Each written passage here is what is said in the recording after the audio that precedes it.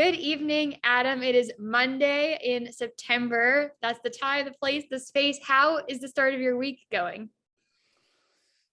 Interestingly, That's so funny. yeah, there are a lot of moving parts right now. So depending on the moment, anywhere from not great to good. Okay, well, there's some good in there, so I'm glad Yeah, about oh, definitely. Yeah, there's that. definitely some good in there. And right now is perfectly fine. Right now is a good moment. So Good. I'm so happy to be here with you to take this pause. I feel like usually, I wake up on Monday and it's like a blur until the next weekend comes. But I'm really glad that we get to take a pause from the blur and actually have a really meaningful, sweet conversation. So I'm really great. excited that you're here. This is Adam Frelin, artist and associate professor. And today we're going to dive into a little bit about what that means for you specifically and some of the projects you've worked on. But I like to start at the beginning. What was young Adam like? Where were you growing up? When did your love for art kind of become evident for you? So I grew up in a really kind of rural setting in Western Pennsylvania. And so it wasn't it to be perfectly honest, it was a place that once had really thriving industry, predominantly coal and steel. And around the time that I was growing up, those industries were collapsing. And so the area went from being reasonably well off and middle class to being, for the most part, rather disinvested and poor. And it kind of has stayed that way since, for the most part. But it wasn't a very culturally rich area. We were only an hour away from Pittsburgh, but I probably had gone to Pittsburgh 5 times in my over the course of my childhood. Any distance was just seen as kind of an impossibility.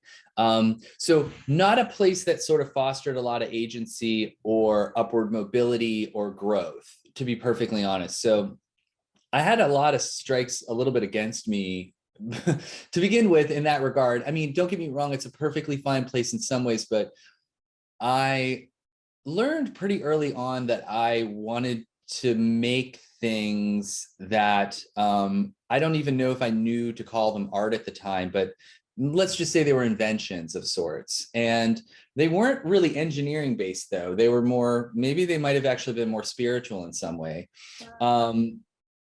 And I think when things started to click was when I was a young teenager and hip hop was huge in the mid 80s. And so you saw these images of graffiti, and I'd never seen this before. And graffiti made a lot of sense to me. I mean, it was really bold and bright. It was beautiful. It referenced a culture that I found to be much more interesting than my own.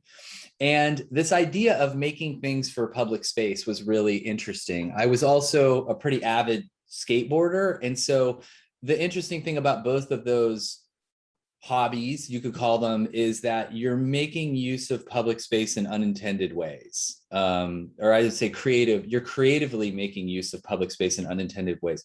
So that kind of laid the groundwork for what was to come in the future.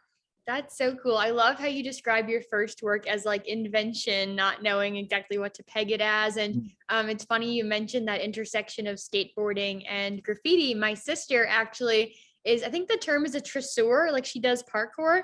And that's one of those things too, where you're making stuff in spaces, but it was completely foreign to me until she got into it when she was like a tween. And so I think that's a really cool way to embrace a space. And I imagine in some populations that are engaging hip hop, graffiti, skateboarding, they might be in spaces that inherently don't feel like their own. And so that becomes a really cool way to reclaim or Yes. to redefine. And so I see the invention there. I see all the intersections you're alluding to. And it's so cool how that started at such an early point in your life from this small town experience. So you then went on to earn a BFA and an MFA. Can you talk about that experience, what you studied there, Yeah. that kind of thing? So when it came, I didn't really have a plan for the future, and I don't even think I wasn't really even very college bound. It just wasn't on my family or my radar. It, like, the idea of college seemed like a possibility, but it wasn't something that we were planning for in any way. And it wasn't until the spring semester of my senior year that my mom asked me, she's like, what are you going to do when you graduate? And I said, I guess I thought maybe I'd go to college. And she's like, did you apply anywhere? And I said, no, I don't really understand the process. So it was really naive. And so she said, well, why don't we apply to this one state school nearby? And it's, you know, to be perfectly honest, it wasn't necessarily a very good school, but I went, and it made me realize that I was academically, I had more academic chops than a lot of the people that I was around. And I don't think I understood that until I was in these classes, and they were so easy to me. And I was so excited about them. But I started really more in the social sciences, and I was pursuing a degree in anthropology because I'd had this background in art, and it was really interesting.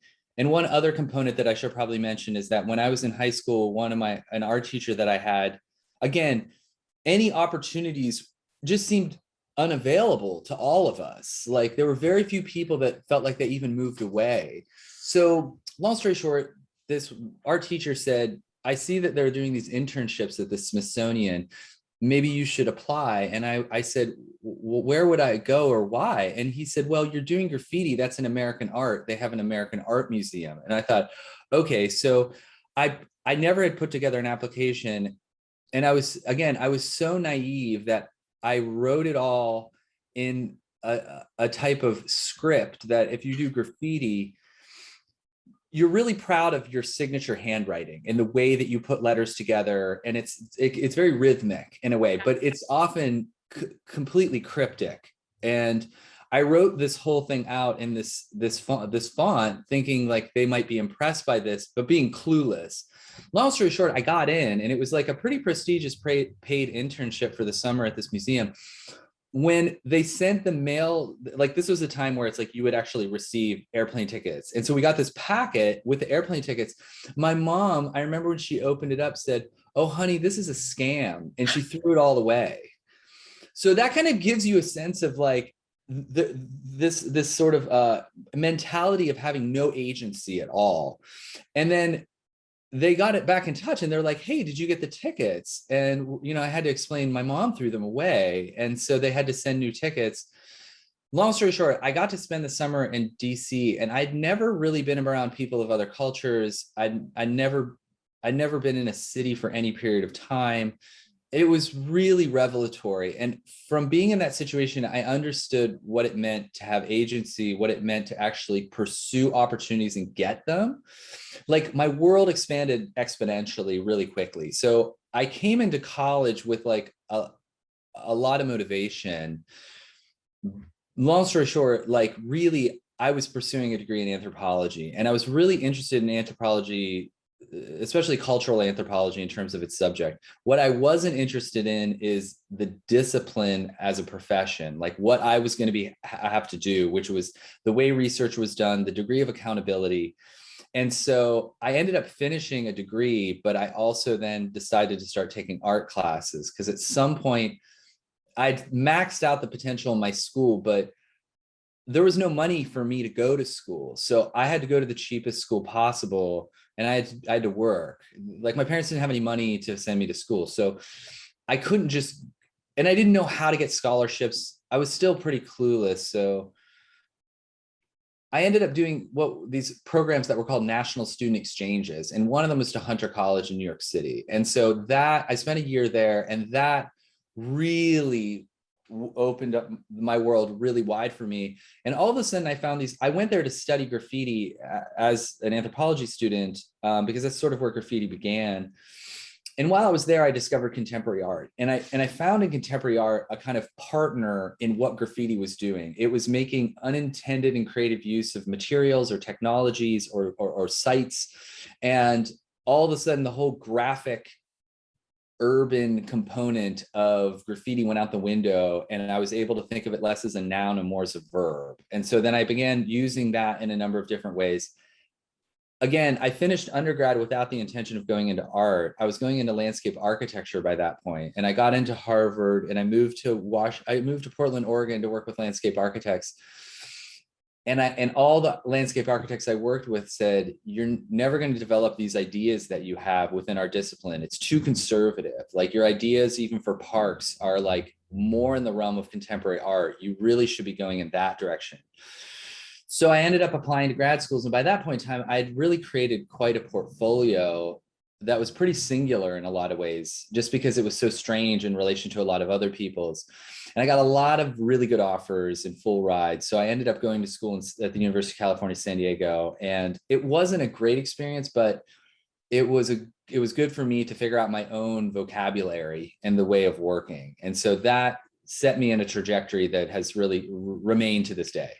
Yeah, it's amazing how like, I mean, the doors almost close for you so that you end up at the right one. Like, you were doing architecture, but it was meant to be art, or like from graffiti, you stumble on this other venue. And I think it's kind of cool too. You know, you mentioned that you started at this school where maybe you felt comfortable. And for some people that can be detrimental, because if you feel comfortable, you accept that, you ride it, like you become the best person of small town Pennsylvania. But I think for other people like you, like, it reminds you or affirms for you that you have something to offer to the world, and like, you need to keep giving it and expanding the scope of it. And I think that that's a confidence builder that we can't take for granted. And it's amazing how that led you to other places. Yeah, I think a lot of it also has to do with the context that you're in. In like, if I was in a particular context in Pennsylvania, I didn't really have peers or people properly challenging me. And then all of a sudden I'd find myself in New York City or DC, and I was in the presence of people who might be my age that were light years ahead of me in every regard.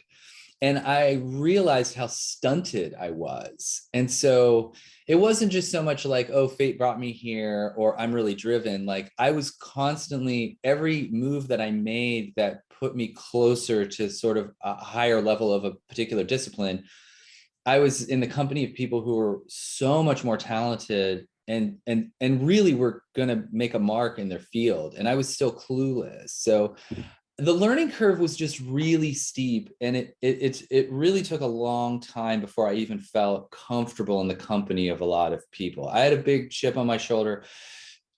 Growing up rural can create a real inferiority complex, and so it takes a lot to work through it.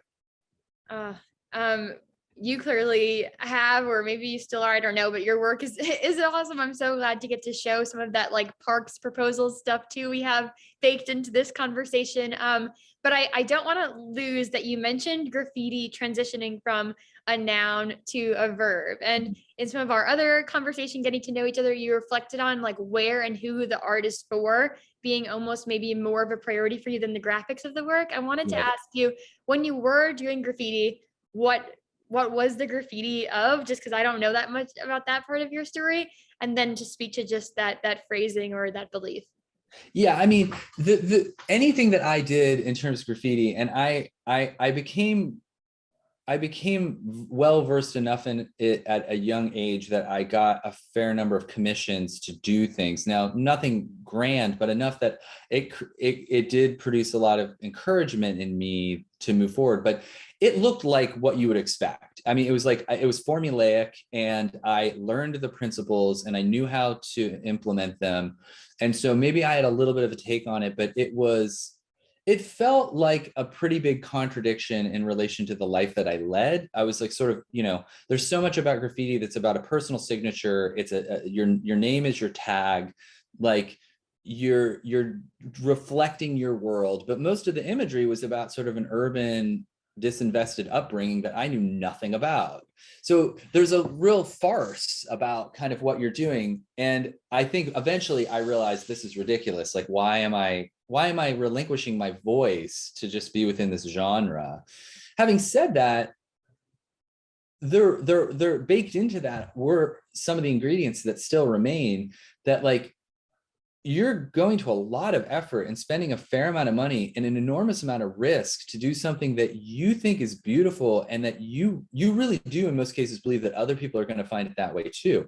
So that might be misguided, but there's a lot of generosity built into that discipline. I mean, to go to the trouble and expense and risk to make something that you think is going to at least make an ugly building look better. So that idea of sort of creating something for an anonymous audience that will just come across it, that has been there since then, for sure. Yes. Oh, that's so beautiful and really cool. And you mentioned, reaching the widest audience that you can with your work, people especially who are not maybe trained in art or haven't had the privilege of learning about it. I wonder if you could speak a bit about those motivations and also how you started developing your approach to this public space work. I know you have some maybe anecdotes of choosing places out in the remote woods and stuff like that, and the reasoning behind those approaches. Yeah. So the like making, I can't say that at this point, to look at my portfolio, it's pretty tidy, but I would say for every project I did that might have been out in the landscape in some way, and I'll talk a little bit about that, I was also making work that fell more in lines with a lot of the hallmarks of contemporary art. And if I'm to be perfectly honest, a lot of them are about sort of a fiercely individual subjective perspective on something, often one that leans towards being opaque or obtuse. Like it's about trying to separate your way of seeing the world out from everyone else's. So to be perfectly honest, sometimes the stranger and the more confusing or complex or layered, the more held in high regard some of that work was. And I think you can just look at a lot of contemporary art. I mean, it's not, a lot of it isn't meant to be digestible to the uninformed. And that's not problematic. I mean, if you look at other disciplines, if you get into sort of the upper echelons of physics or math, of course, no one's going to be able to just pick up those books and understand it. So I don't see it problematic necessarily to walk into a gallery and see work that's perplexing or opaque. But the ubiquity of it really started to drive me crazy, that like I saw so few works that actually felt like they were making any effort to connect to the viewer.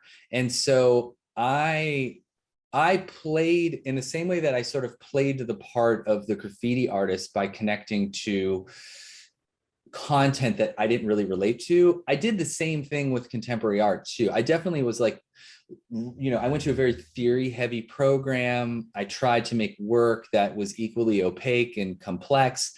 And I realized that voice didn't really come out naturally. So to be honest though, to make the work that I wanted to make, which was really aesthetically driven and accessible in some ways, was really held in low regard, at least within my academic settings. Like it was seen as almost aligning with pop culture more than with contemporary art or high culture. And so it was a tough road to feel comfortable enough to say, no, I'm going to make this work. I'm going to make work that's actually meant to be accessible.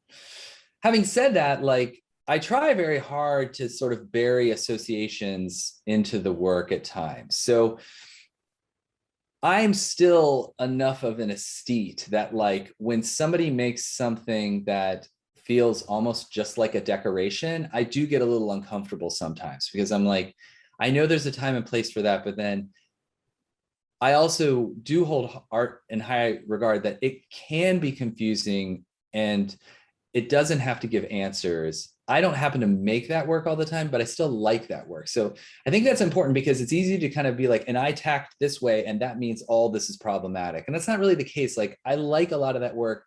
I just know that my voice was very much so about making things that had a very strong visual that was really digestible quickly, and that then there were layers of meaning that came out after the fact. And so that became kind of a template that I noticed when I would look at my work, that work resonated the most for me, and that work came easiest for me to make.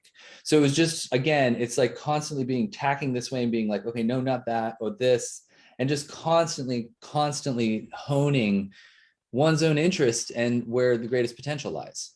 Yeah. I think, I don't remember if it was you saying it or me reading it, but scale has also been something that you've gravitated toward, like bigger scale work. Yeah. Can you speak a little bit to what that means for your practice or why you find that important?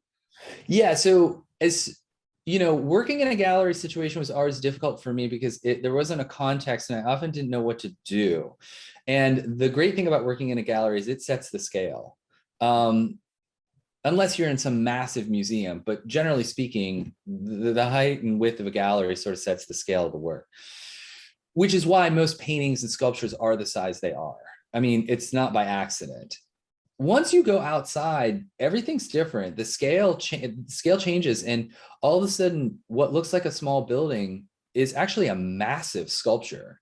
Like maybe the biggest sculpture, like a two-story building, like a house is literally like the biggest sculpture you've ever seen, but you forget it because the scale of everything is such that, you know, you drop something in that context and you're competing with all of that.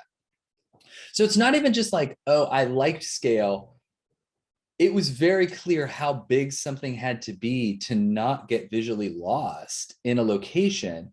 So I had to learn how to work bigger. And in the act of working bigger, it's not that I like to make big things. I like to make things that fit the scale of the place that they're intended. And it often just means that they have to be of a certain size. That makes sense. Okay, very cool. And we'll see a spectrum of sizes of things now. I think we've built up sufficient anticipation to actually look at your work. So I will pull it up and we can take a look. So the first one is the mirroring stone. I wondered if you could speak a bit about how this project came about and the meaning of it for you.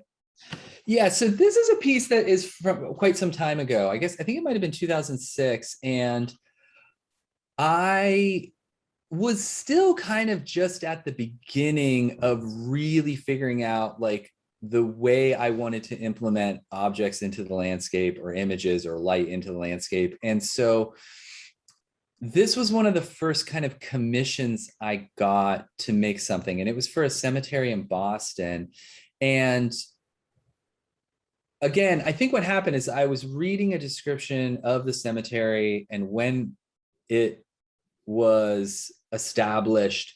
And it's a very Victorian 19th century place, which means Victorian things in general are about an interior space with insane amounts of detail and decoration. I mean, so if you think about going into a Victorian mansion, it's like it's a cerebral space in some ways. It's dense, it's layered, it's patterned.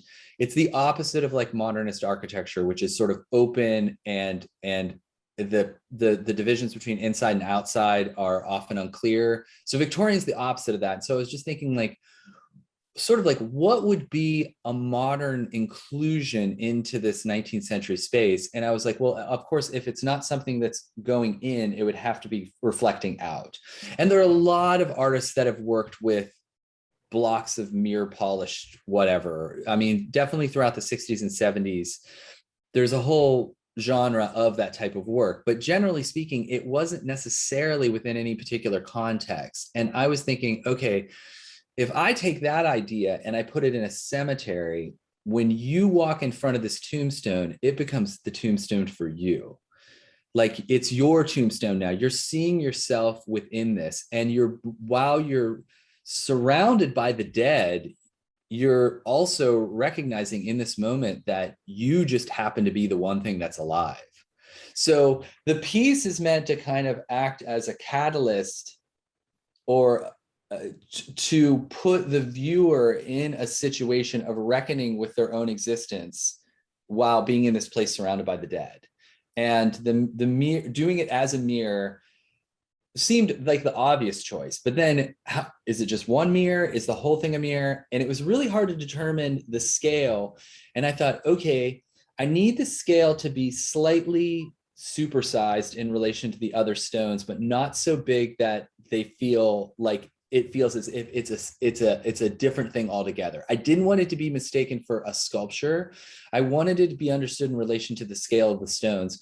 But for some reason, I thought, I'm going to make it 20% bigger. I'm going to make it just enough bigger that it makes you gravitate toward that thing. We'll always gravitate towards the bigger thing in most cases. So that gave it more kind of direction or people or caused people to move toward it. And the piece ended up being pretty successful. Like the Boston Globe wrote about it. The cemetery wanted to commission a permanent version of it, and unfortunately, they just didn't have the money.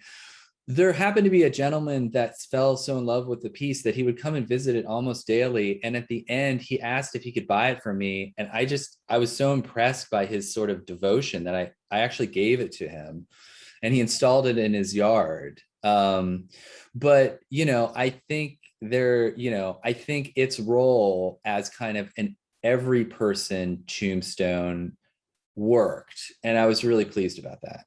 Yeah, it's such a powerful project. Do cemeteries normally commission artworks? Like that seems pretty special in and of itself.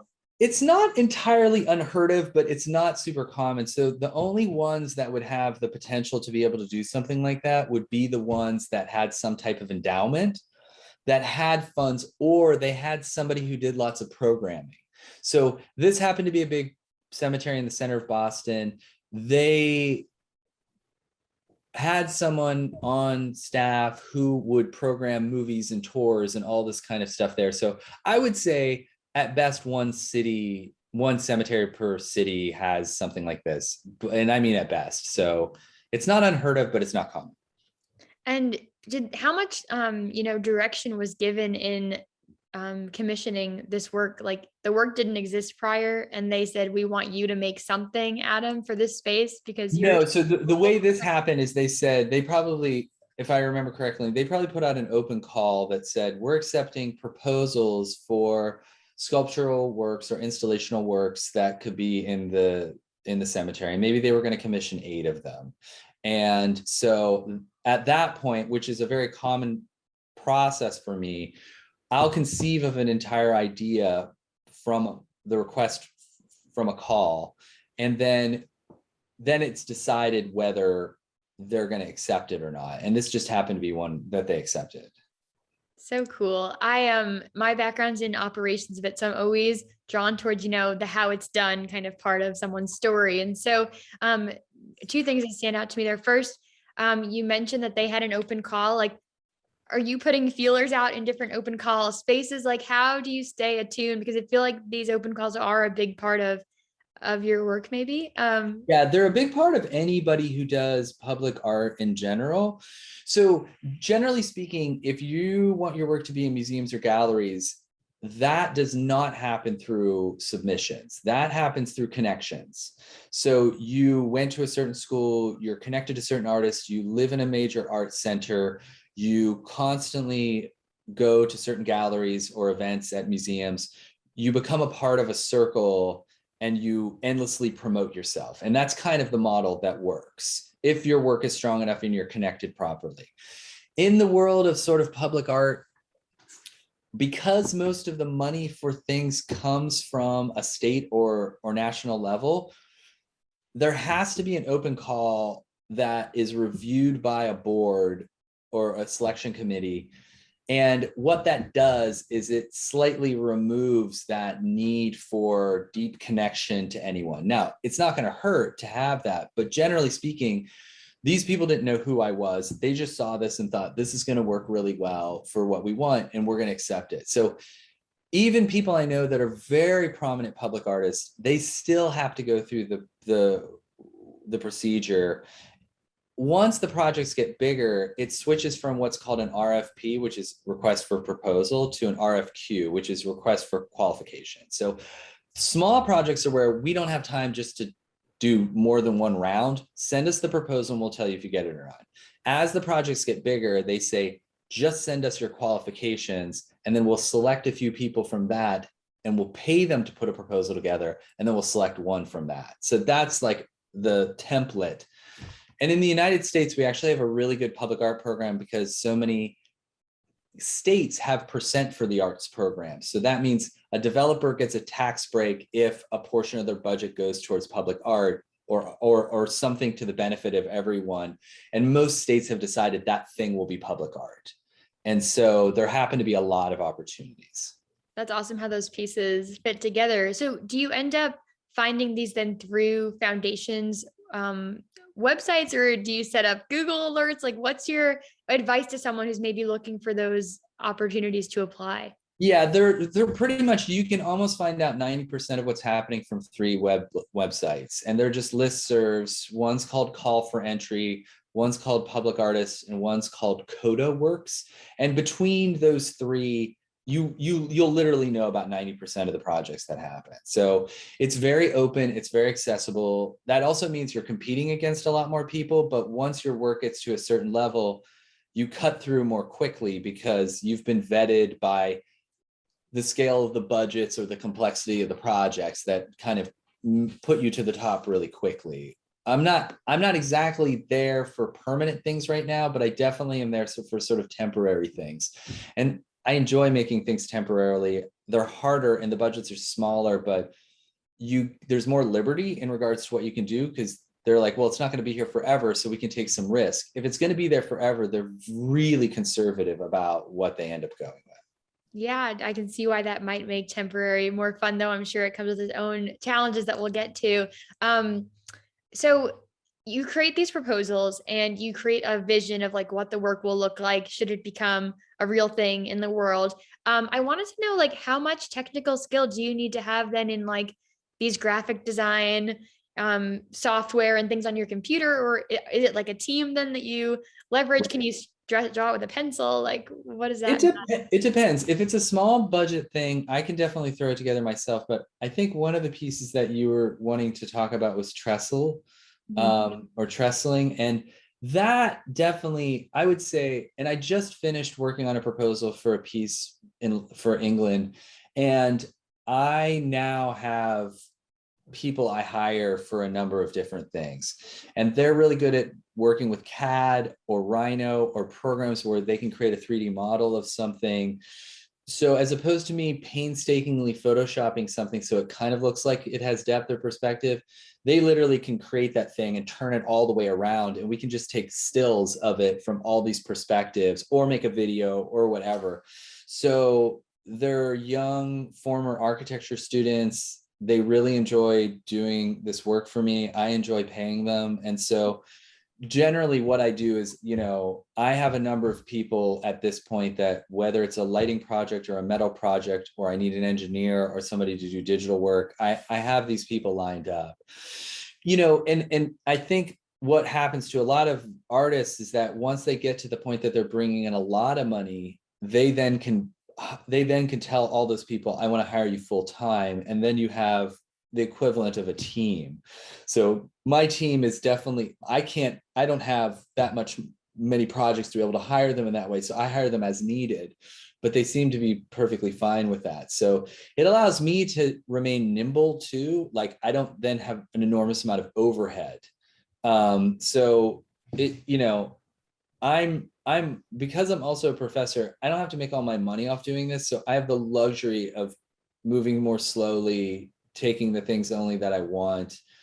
Whereas if I were trying to do this full time, I would have to get X number of projects a year at X budget to be able just to pay the bills. And I'm not there, and I don't know that I ever really want to be there. I'm not sure.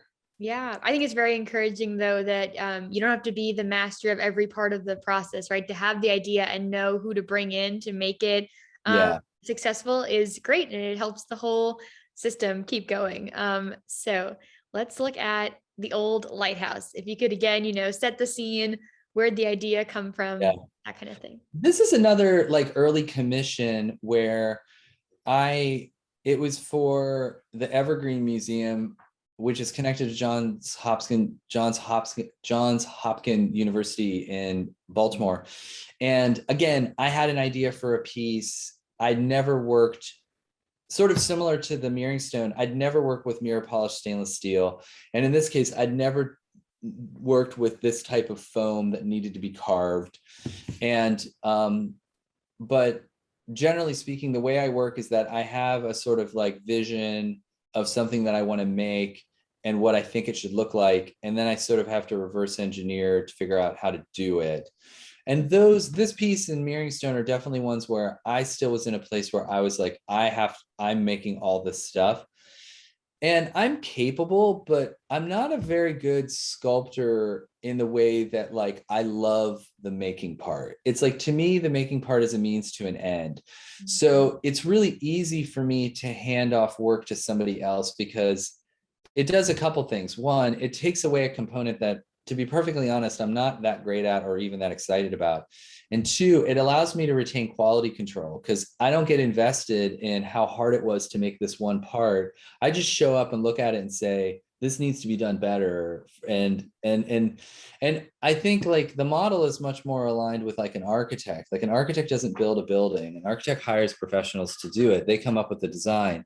So I come up with the design in a lot of ways. This is a point at which I had to do the making myself because I didn't have money to hire anybody. But this was a piece, it's very different than the type of work I would make now, but it's sort of based on a narrative. I was making a lot of work that was narrative related, and it's almost like something happened to it. There was a story or something. And in this one, it was sort of like this lighthouse that kind of was beheaded, or it fell off in some way. And now we're kind of in this like lush landscape as opposed to by the beach. I mean, I had an idea about what it once was at one point in time, and I think the narrative changed, and it's not watertight. Like, I think it creates an interesting image for a piece, but once I start unpacking like the narrative of it, it gets messy and kind of confusing. And so this was like one of the places that I learned to not go. Like the mirroring stone was great because I wasn't imposing a narrative on it. It was a catalyst for narratives to unfold from. This was where what happened here, and you expect to read some text block that's going to tell you about what happened. And like I said, I sort of have a story, but it's pretty half baked. And I've learned to not do that to work anymore, where I define the narrative of it and as if people are seeing it like a prop. Like I like that work, but I wasn't doing it well enough because I wasn't great about coming up with the narrative.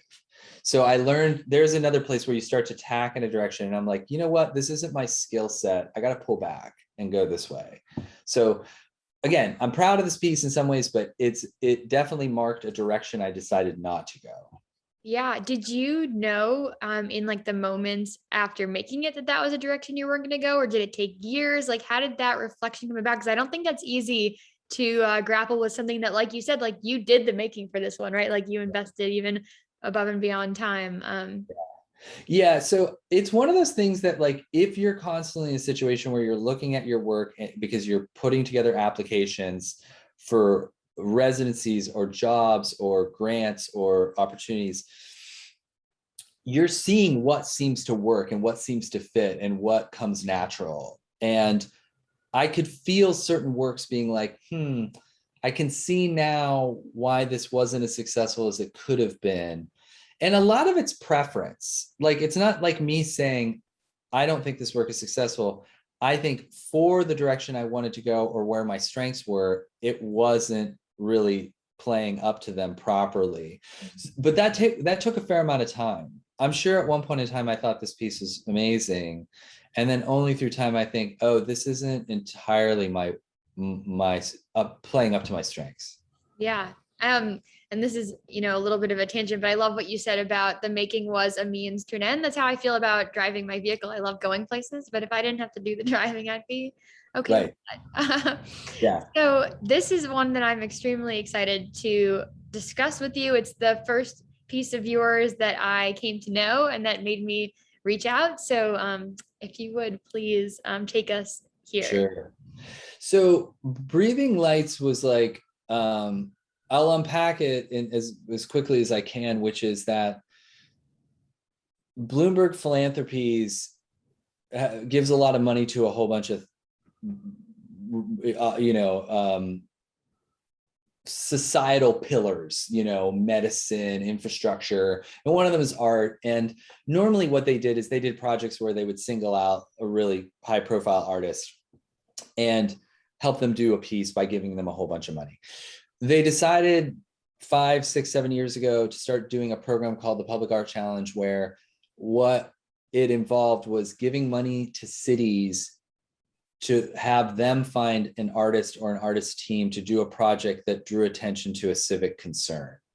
And so I happen to live in upstate New York, and it's composed of 3 cities that are called the Capital Region. And it's Albany, Schenectady, and Troy. And there was an art alliance that came across this call and asked all 3 mayors if they would be interested in applying together. And they said yes, because they didn't have to do anything. Somebody else was putting out the call.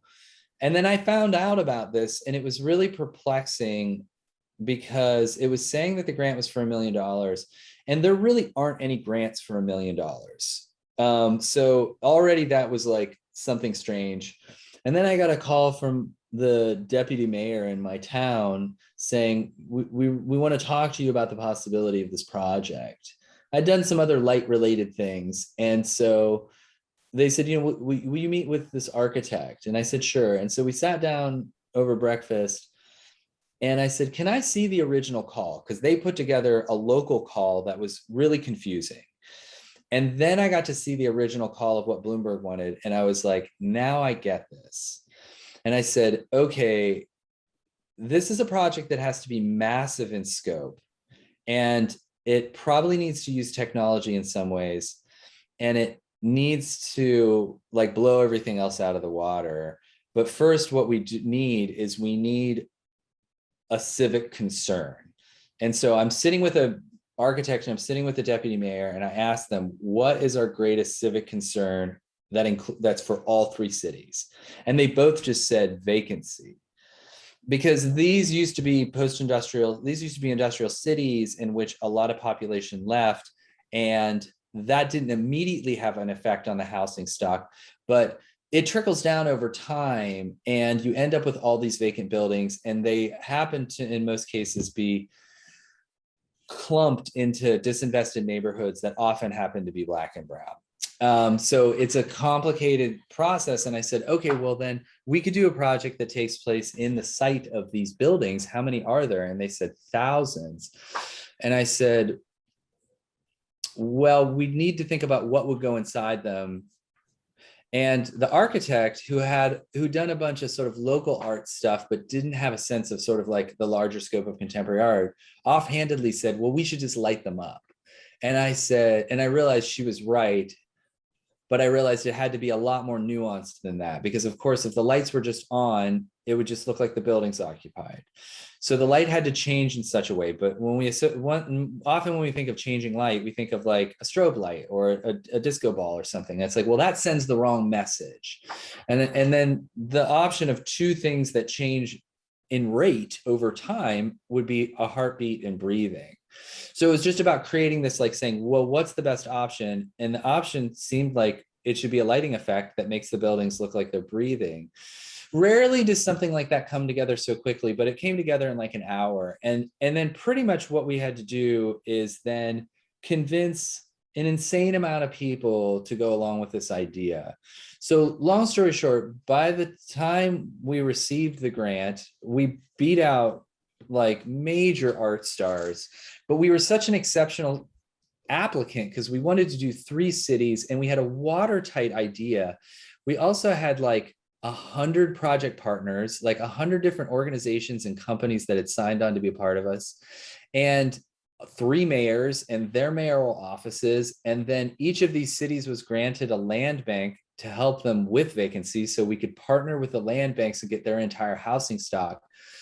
And we got to do this incredible project in which we lit 200 buildings with this breathing effect. And so the scale of the project reflected the scale of the problem.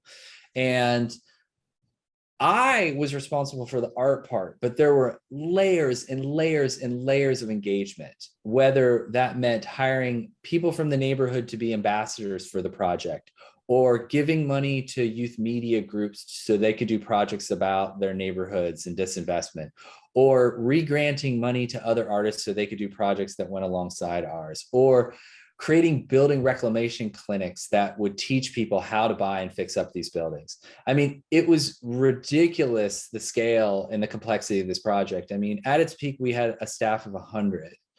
And the project from start to finish happened within like 2.5 years. So it was like starting a corporation and having to get it up and running immediately. And then of course, once the project was done, closing it all down. And so, I mean, like I said, I played one part, but the architect who I collaborated with played a huge part in terms of just the planning and the buildings and safety and managing 3 contracting crews. And then we had a project director who oversaw the entire engagement component, which resulted in like 100 events over the course of 8 months. So it was like the project of a lifetime, for sure. Yes, I took one grant writing class last summer, but the biggest takeaway message was that power of collaboration and like, I mean, what it means for your proposal, but also just like what it means for the project itself. And so it was just so wise that these 3 cities decided to work together to make this happen and to achieve that scale, and that you got to be part of it. I wonder if you could speak a little bit to, you told me a little bit about how many hours it takes even to just see all of these buildings as this part of like understanding the scope. What was that number? Yeah, so these 3 cities are near to each other, but they're still like 20 minutes apart from each other. And mostly the buildings that we lit, like I said, were within disinvested neighborhoods. That's just where they happen to fall. It wasn't like we planned that. So we had to partner with these neighborhoods to say, how do you want people to come in? But to see the whole installation took 7 hours of driving. So, I mean, I don't know if it's like the largest art project ever in this way, but like, I mean, I was just like, I have never heard of anything at this scale. So, so yeah, there were, very few people saw it in its entirety, but that wasn't really the point. The point is that like, you couldn't miss some part of it. Like, and you would go by a building and the rate of the breathing was such that it was slow, but persistent. So there would never be a moment where you didn't see change happening.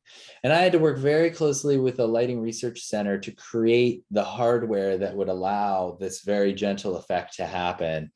The technology part of it was way more complex than I had ever expected, just because you're trying to create the illusion of an entire building having volume with light. And so, it's simple, but to get to the point of effectiveness was quite challenging. There's so many layers to it. I love also the ripple effects that you mentioned of like these different programs and like how you taught people to then, not you, but like the group taught people how to buy these homes and bring them to life. But what's interesting to me here is like, yes, this is a temporary project. Like the buildings were not going to be lit up forever. And you mentioned how with temporary work, you might have more free reign, but also like these towns are not completely disinvested in, right? There's cars parked in those driveways. People are living next to them. And it's a little different maybe than doing a smaller work in a cemetery or in a park of a university. Like this is a community of people who have in many ways maybe felt forgotten or felt, what was it like to grapple with that or to work with the community? Did you have to like reckon with those kind of things? Yeah, it was challenging. I mean, the buildings were lit for only 2 months. The engagement went on for close to a year. But there were a lot of people that did not want to partner with us because they thought it was in really bad taste that we were doing a project in the vacant buildings. Like they were like, oh no, you should do something near to them or about them. And I said, no, it has to be cited in them. It has to be like the issue and the effect have to collapse together. Like that's where the resonance happens. So when you're looking at the building and you see this derelict space and you see this beautiful effect come from it, you realize the effect is signaling promise, but you can't have the promise be over here and the problem over here. They have to be in the same place. So thankfully, I had enough people that agreed with me that we fought tooth and nail to have that happen. And at one point in time, for instance, the entire building stock in Albany was pulled out away from us because the people that held those said, we're not going to partner with you. We think this is really offensive and problematic. And so it took the mayor to kind of come in and slightly blackmail them to make it so that we get the building back. I mean, it was like a telenovela at times, the whole thing. But to answer your question, it was because of that, I had to have really difficult conversations with neighbors that would definitely come up to me and say, I don't need a light effect. I need the sewer main to be fixed. Like, I need these street lights to be back on. And I would just say, I understand, but that's not what I'm here for. Like, I'm doing something that's drawing attention to this particular issue, and we're doing it in the most massive way we can do it. We want this to be able to create a ripple effect, because a lot of people did think like we got $1 million from this grant. We raised 500,000. And a lot of people were just like, are you crazy? You're using this money to create a light effect. And the great part is I remember at one point in time in a public meeting, somebody stood up and said, I did the math. We could fix up 8 buildings with that amount of money. And the person was like, 8 buildings versus 200 that you're drawing attention to. It's like, so they were, at first I thought they were coming out against us, and then they were coming out for us. They're like, this is going to have such a bigger effect than just fixing up 8 buildings. No one will even know we fixed those 8 buildings. This is going to put us on the map in a way that's going to have huge effect. And not all the cities were able to carry that equally, but I just ran into the mayor of Albany like last week, and she is just like, you can't begin to understand how much this has been the gift that keeps giving. Like, it's been 5-6 years, and she's just like, we still are able to build off this. Like, we've still been able to like make our land bank stronger, and we've still been able to move on this issue because we can refer back to this project. So it's yeah. Clear that it's made an impact. It certainly has made an impact on me, and I haven't even been there.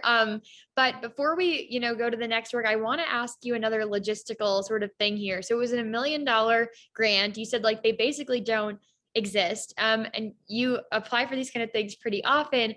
Do you think, is there an approach like, did you need to max out, like find ways to come up with $1 million of things to spend on? Do you think people should lowball it when they do a grant proposal and like not go near the amount that's set? I just think it's an interesting thing to be thinking about. I think in general, you want to highball. I mean, generally speaking, we knew that the scale of this project was going to require that much money, and we needed all the money and more. And they wanted the project to be ambitious. And so we had to ask for it. And I was around people that knew how to ask for the money. I mean, you have to understand, this is so categorically different than me making like the mirror piece for the cemetery. Like, that was just me. This was like, I mean, we had 2 full-time grant writers. Like, I mean, we had, every door was open to us locally in every possible way. And if a door was closed, it just got like, that person just got overwhelmed by the sheer force of the momentum of the project. So it was a luxury. And so we had a largesse that made it easy for us to ask for everything and more. And so we did. Having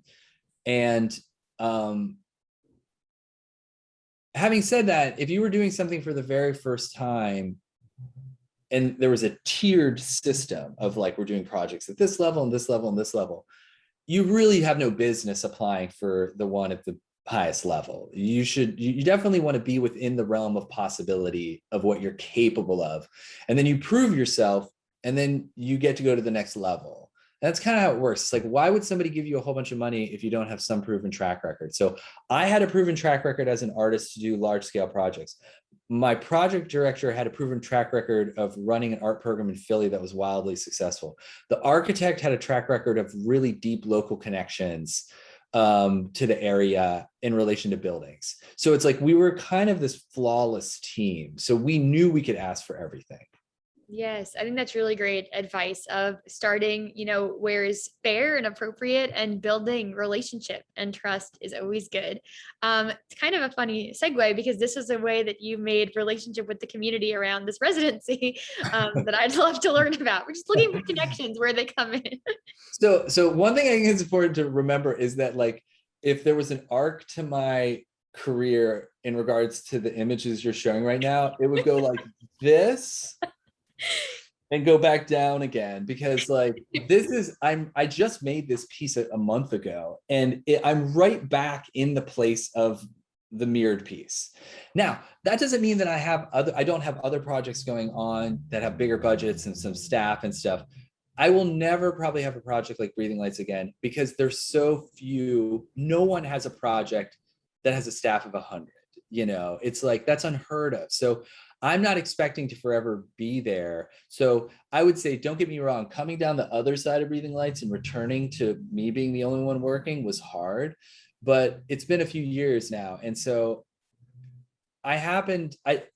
there's an amazing artist residency called the Skowhegan School of Painting and Sculpture. And if, as a contemporary artist, if there's only one residency you can go to, it is the one you want to go to, and you only get to go once.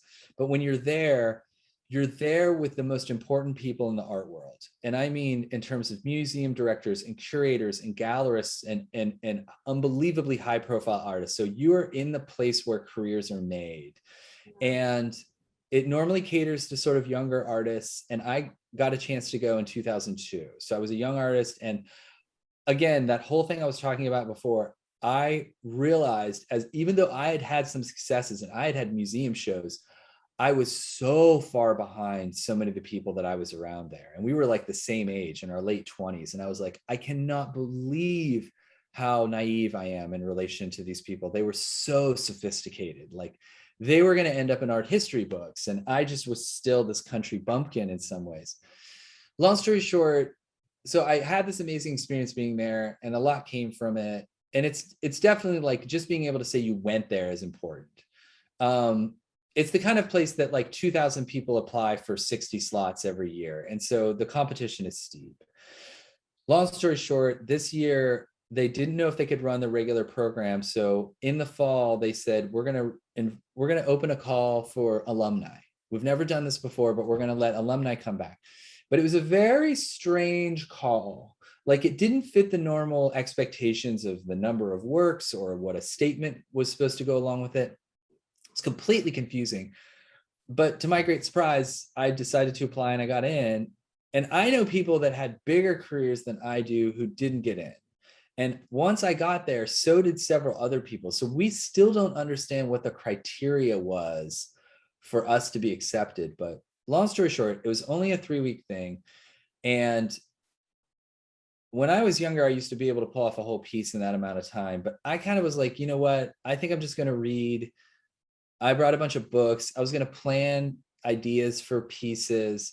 And literally by day one, I kind of was just like, fuck this. Like, I used to be able to do this. Like, I'm just going to do it. But I brought nothing. So I just went through like some images of things that I'd applied for. Like, maybe there was an RFP. There was this one RFP for a botanical garden that was doing a bunch of pieces. I had these ideas for these kind of marquee style rings that would hang from a tree. And I just remember seeing the image and I thought, I think I can pull this off in 3 weeks. So I just started making really fast and ordering stuff and coming up with a plan for how this was going to be done. And I managed to pull it off, and it got to be there for a week. And because it was down by the lake, all the people that live along the lake would ride their boat up to it at night and hang out by it. And they would say, thanks for making something for us. Like, they thought it was like almost for them. And I'm not going to tell them it wasn't, that it was really mostly for me, but it was really a beautiful thing. And it was very simple. And it's similar to the mirroring stone. It's not exactly it's a thing that you look at, but it also, of course, because it's light, it changes everything around it. And so there's this like effects machine. It's a thing that has density and you look at it. It's a thing that you look out from. And so I like the way light can do that. And you have to be very subtle about how much of the part that you look at holds your attention, so that when you look away, you're still able to look away and see the effect that it has on the surrounding area and over the water. So this was like a very simple piece, but I have to admit, I was pretty proud that I was able to pull it off and have it up for a week. I made I made them in 8 days. So it was just like, it was kind of like a ridiculous period, but it was really exciting. Yes, and it's stunning. It's breathtaking. What did it mean for you? So you say it was kind of like an unintentional win that the local community really thought very highly of this work and felt brought in by it. What did it mean for you? Like when you came back from those 3 weeks, what was your energy like, or did it change anything? What did it change for you that you had spent the time working on this versus your original plan? Yeah, so the one thing that it did is that I'm so in a position right now where I don't make very much of anything that I'm doing because maybe it needs to fit with engineering specs, or it needs to hold weight in some way, and I need to work with a fabricator, or I don't understand how to program the type of technology that makes lights change in such a way. So I have to work with a lighting engineer. I'm so used to outsourcing that it's been so long since I've made anything. And as much as I said before, like, it's not really the most exciting part.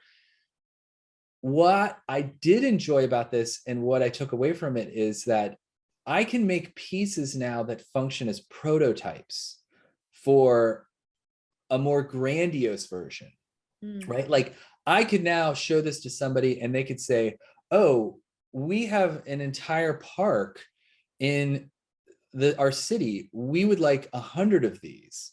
And I can say, great, I know how to make them now. We're going to hire a sign company, and here's how we're going to make them that was different than how I made them. And we'll make one. And so I know enough to be able to know how to move forward. And then I have something to show them to say, look, it's possible. And this is what it looks like. So it's like, it's too quick of a jump to go from here to here. So you have to create an intermediary step to say, it's like this.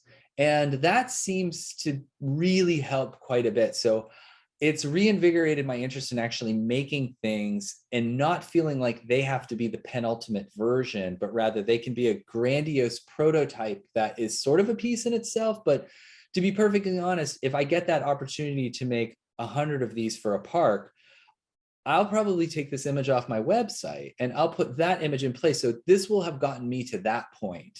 And Yes. this might then quietly sit in the back from that point on, and that's okay.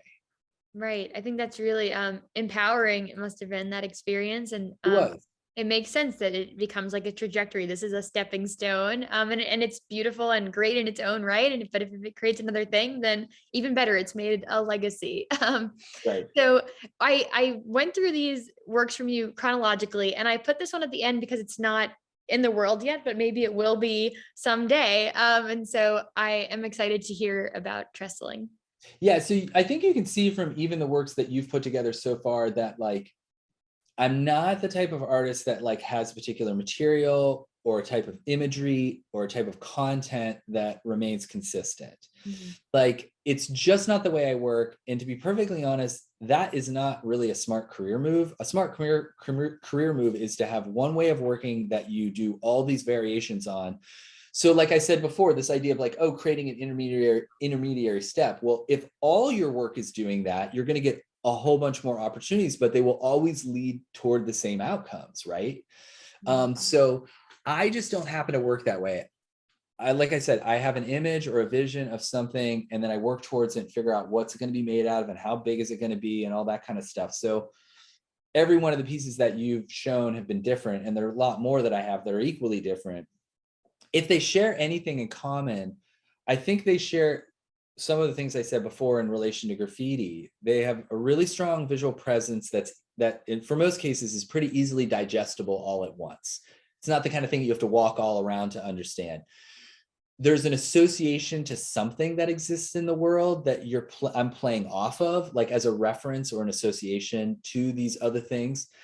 And there's a limited amount of information visually that's in front of you, so you can digest it, but then there are these layers of meaning that are built into it. So I was approached by an organization, or actually I was approached by a firm that was hired by a city in Iowa to oversee a public art plan along a bike path.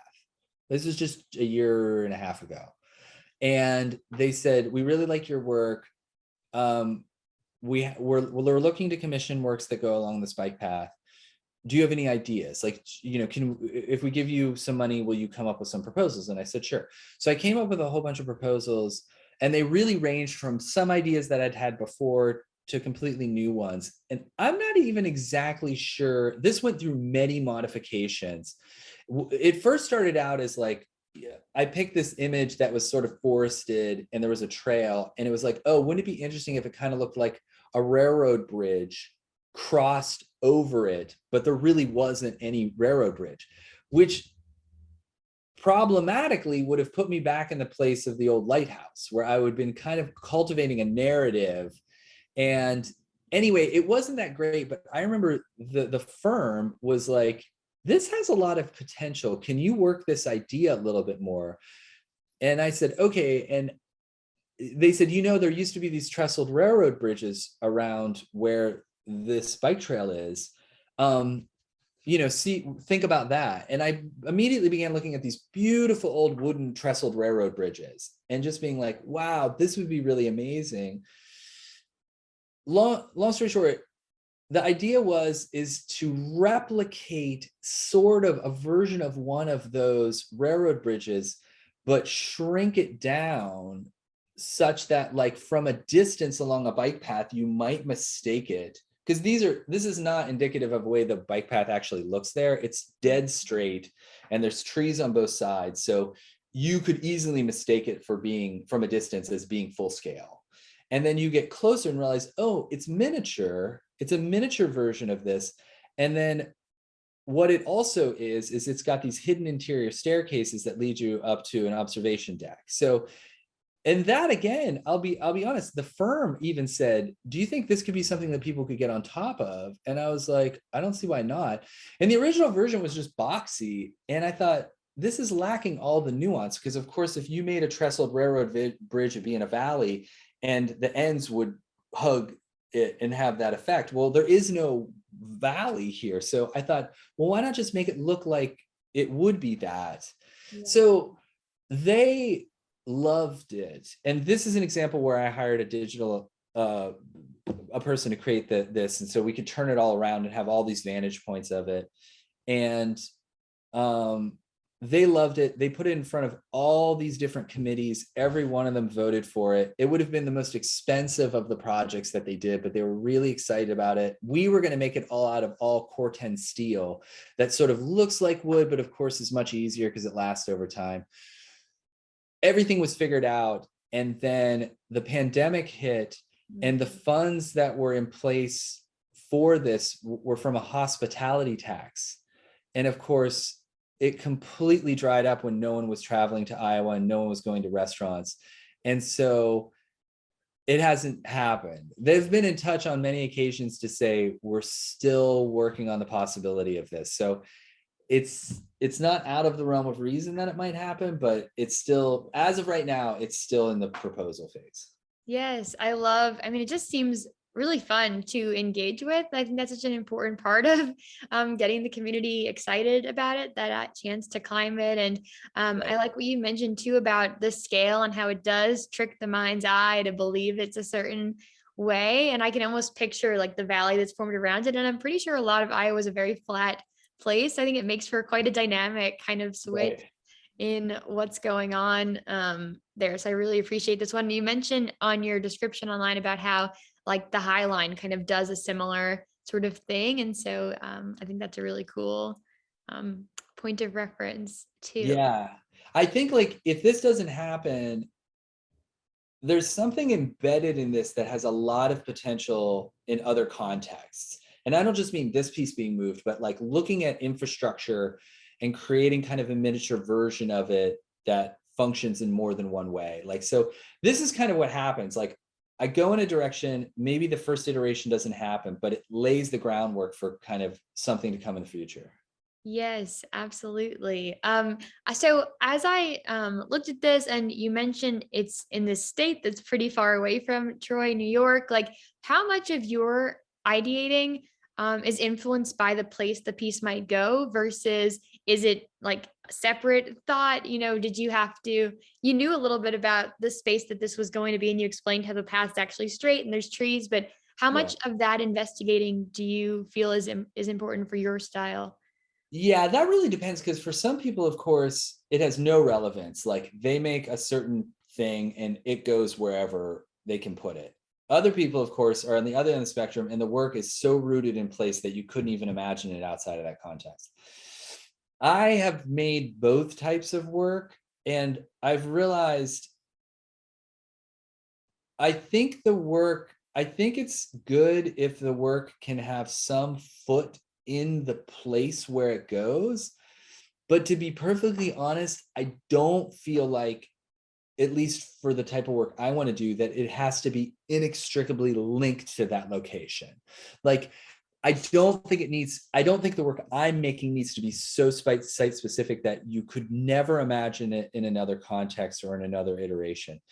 I, I, I, I I'll be honest, there's something, generally the work that I like and the work I want to make has a, I don't know what else to call it, but a slightly generic quality maybe, or like a quality that's like, you could easily imagine it moving around and being in different places. So I can make a nod to a place, but I want to be able to know that like that piece could also succeed in other contexts. It's not a hard or fast rule, but I'm just saying that's kind of the sweet spot preference where I would like things to land. So this relates very much so to the location that would be within. That gives its narrative more strength in regards to getting realized. But I do believe that a version of this piece would look good in almost anywhere. Absolutely. And it does speak to just the broader history of the country and the railroads, and like For that sure. works on so many levels. So thank you for describing that. I'd like to pivot a little bit to your teaching. So you're an associate professor in the SUNY system. And something that is always interesting to me as a former business student, current social work student, is what a teacher in the arts emphasizes, because I don't think it's very much a memorize, regurgitate, learn the formula sort of thing. So if you may speak to what it's like to be in your classes. Well, it really depends on the type of class, because, I teach undergrads and we have a graduate program. So, but I generally, I think the one thing to understand about art and art education is that, like you said, it's not rote. It's not based on formula. There's not a set amount of information that we all go to as the starting point. And that's good. But what that means is that we constantly have to be assessing everything in real time, which is why we have a critique system as opposed to a test system. We have a critique system. So that means when you make a piece, you bring it into the class, everybody brings in their class, we all have a conversation about it. And some of the conversations, some people are giving more well-informed subjective opinions and some are giving less. But the point is that it's accumulation of subjective opinions. And if you can get those subjective opinions to align, you have something that's as close to truth as you're ever going to get within the arts context. So that's maybe what we aim for. And that means that, generally speaking, I think, like my work, if I'm to advocate for one thing, is that I want you to take the viewer into consideration. I want you to think about the context. I want you to think about what it's going to be like to be the person experiencing this. Like, I want you as a student to make something that you're excited about and you enjoyed the process, but I don't want you to I'm not as interested in fostering students where they have their blinders on and it's just about sort of regurgitating their own world. Like, I want them to be reflecting more on the larger world. Now, that's going to exclude certain people, but it's going to include more than it's going to exclude. And what I'm trying to do in general is get students out of the mentality of like, I liked it, so therefore it's good. And more like, I have to put this in front of other people and have it vetted before we know whether it's good or not. And that means being part of a larger conversation. That means putting your work out there. So that means moving from the hobbyist who does this privately in their basement and becoming more of a person where this is part of their career or their lifestyle, where they have to engage and they have to be tested and they have to understand what it's really like to hear a multitude of opinions, good and bad, about what you're doing. So generally speaking, like, that is kind of the framework. because I'm not really advocating for a particular medium or material or theme or issue or reference. I'm just trying to get people to make the strongest work they can. But for me to feel like they can make it as strong as they can, it has to be within a larger context. Yeah, I think there's so much vulnerability that they get to experience or be exposed to that can only help you when you go into increasingly competitive, maybe aggressive places, and you want to keep your love of this art and practice going. You have to just be ready for it. There was a few different words of encouragement that I have written down from you, and I wondered if you could, any of them that resonate with you in this moment, you could speak to. Like, you spoke about, being ready to kill your babies in terms of like temporary work and being maybe good with that. You've spoken about how you don't have to love the making, and there's actually room for people who don't love that. And you also spoke about maybe like a lot of people veering towards the gallery and museum vision versus like an encouragement to also explore the egalitarianism that is available in public art. And so if any of those are striking you at this moment. Well, I mean, I all have opinions about them, but I think the middle one, I'll just touch on that, because I think there's like, operating as an artist comes with a ridiculous amount of romantic stereotypes, and some of them are nice and helpful and interesting, and most of them aren't. They're problematic. And one of them is this idea of kind of soul creator. I mean, it's a little bit of a cult of individuality. It's definitely a product of sort of like capitalism and art being taken out. Art used to be integrated into cultures where you wouldn't even know how to separate it. Like a painting was like a part of a wall in a church, or stained glass, or you would be using an implement that had aesthetic value in your everyday life. So this idea of separating it out is like a little bit of the schizophrenia of capitalism that put us in a situation where they didn't become parts of our everyday life, they became commodities. And there's certain things that came along with that allowed for a lot of great work to be made, but also really derailed. I think some of the greatest intention of art is that it be integrated within our world and it be a part of it in some ways. So maybe I'm kind of answering to the latter two, but there, I'm a real advocate for that. The art market system is a reasonably despicable environment. And I mean, at that level, art is almost more aligned with fashion and the fashion industry. So you can imagine how fickle and flippant and trendy and dismissive in a lot of ways it can be. So, and art doesn't have to be like that. It can be rewarding and uplifting, and it can create connections. And so maybe I'm actually answering the third one, which is that I like the idea that the intention for making the work for the students is greater than simply fulfilling their own interest and creating a product that might be able to sell. Like, it's a shame that like things have been so narrowed to that point. So I definitely, through my way of working and promoting people who work like me and advocating for students to really want that idea of understanding what you're doing within a larger context. Yes, I love that. So the few things I want to just wrap up on, as I'm so thankful for you taking this time. If we plainly say it, why does art matter? What keeps inspiring you and motivating you to go after these proposals, to be teaching the next generation? What would you say about that? Well, I could come up with certain things that I could say that would make it seem as if it had particular value, but I think that's a little irrelevant. I think it's almost better to think about in relation to like, why does somebody want to spend all their time playing tennis? Or why does somebody want to spend all their time boating? Or it's like, you have to just enjoy it. You have to just sort of love it. I'm really suspicious of people that do anything based on why they think it adds value.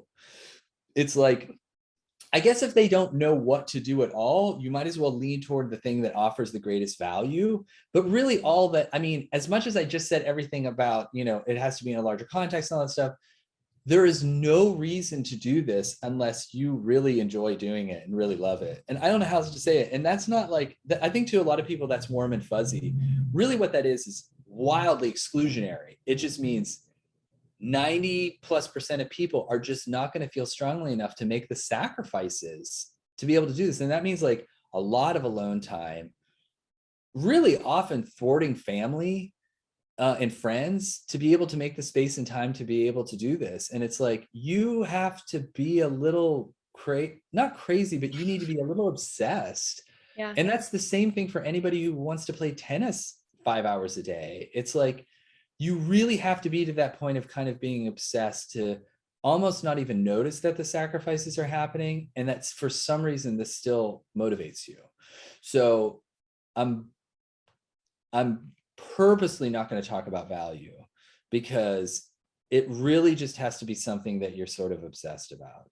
And you either are or you aren't. And that's all there is to it. I think you explained that so well. I love that. So thank you. And has there been a lesson that you've learned along the way that's been especially meaningful to you that you would share? A lesson. I'm actually just going to go back and say what I just said. I literally remember more than once sitting in a room with like a visiting artist or a professor that would like look and say, of the 50 of you, 2 will be making art in 10 years. And I remember being like, whoa, I'm around a lot of people who are really devoted.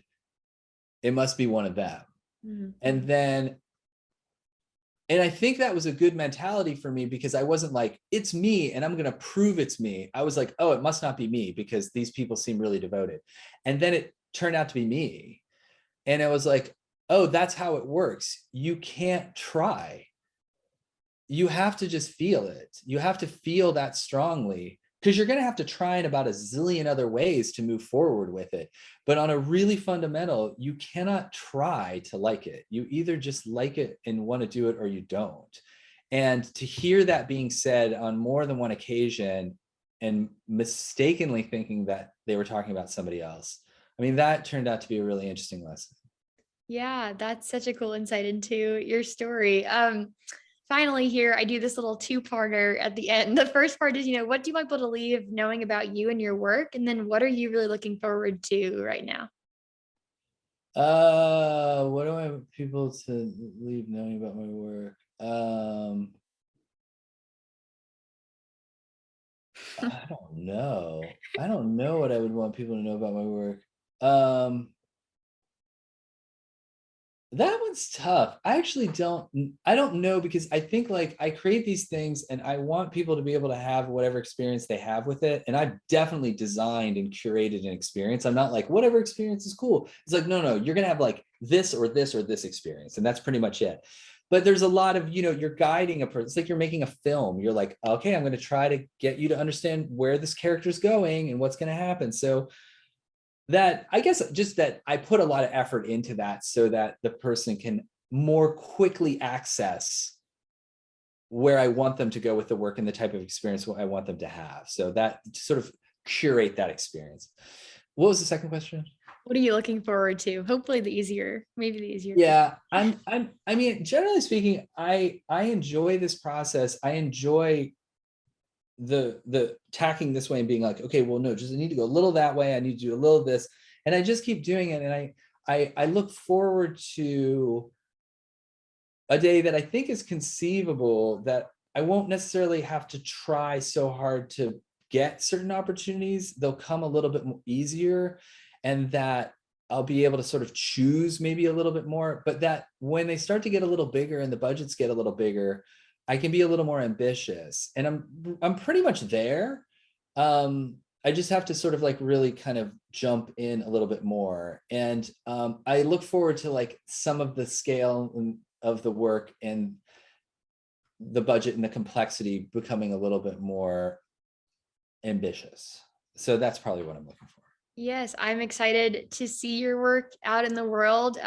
You have a beautiful way of putting words to what's in your mind and what's in the world that you've already done. So it's been such a joy to speak with you today, Adam. I'm so excited to share your story. Thank you.